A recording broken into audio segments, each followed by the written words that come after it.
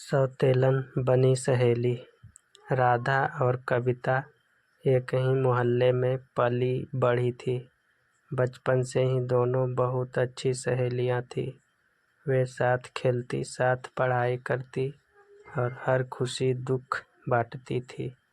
परंतु समय का चक्र कुछ ऐसा घुमा कि दोनों की जिंदगी में एक अजीब मोड़ आया। राधा की शादी राजेश से हुई, जो एक अच्छे स्वभाव के, मेहनती और जिम्मेदार व्यक्ति थे। शादी के कुछ साल तक सब कुछ सामान्य चला। राधा और राजेश के 2 बच्चे हुए, लेकिन समय बीतने के साथ उनके रिश्तों में थोड़ी खटास आ गई। राजेश का ध्यान अब राधा की तरफ कम और बाहर की दुनियादारी में ज़्यादा लगने लगा। इसी दौरान कविता की भी शादी राजेश से हो गई। यह बात राधा के लिए एक बड़ा झटका थी। राजेश ने कविता को दूसरी पत्नी के रूप में स्वीकार कर लिया। राधा के मन में गुस्सा, नाराजगी और ईर्ष्या का ज्वार उमड़ रहा था। वह सोचने लगी, जिस सहेली को मैं अपना सबसे अच्छा दोस्त मानती थी, वह मेरी सौतन कैसे बन सकती है। शुरुआती दिनों में राधा और कविता के बीच काफ़ी खटास रही। दोनों एक दूसरे से दूर दूर ही रहती थी, लेकिन कविता के मन में राधा के प्रति कभी बुराई नहीं थी। वह समझती थी कि राधा की स्थिति कितनी कठिन है।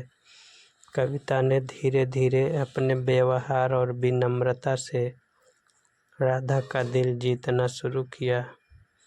एक दिन कविता ने राधा से खुलकर बात की। उसने कहा, राधा, मैं तुम्हें कभी नुकसान नहीं पहुंचाना चाहती थी। मेरा इरादा तुम्हारे परिवार को तोड़ने का नहीं था, पर हालात कुछ ऐसे बने कि यह सब हो गया।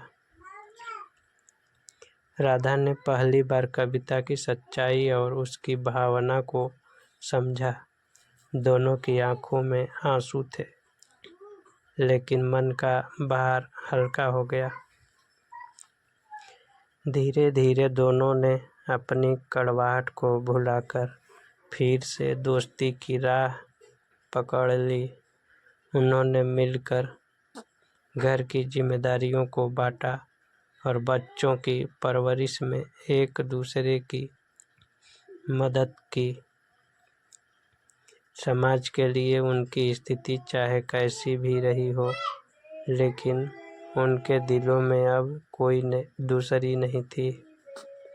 राधा और कविता ने यह साबित किया कि सच्ची दोस्ती हर तरह के रिश्ते और हालात को पार कर सकती है। सौतन होते हुए भी वे सहेलियां बनी रही और उनके रिश्ते ने एक नई मिसाल कायम की। थैंक यू दोस्तों, नमस्कार, धन्यवाद।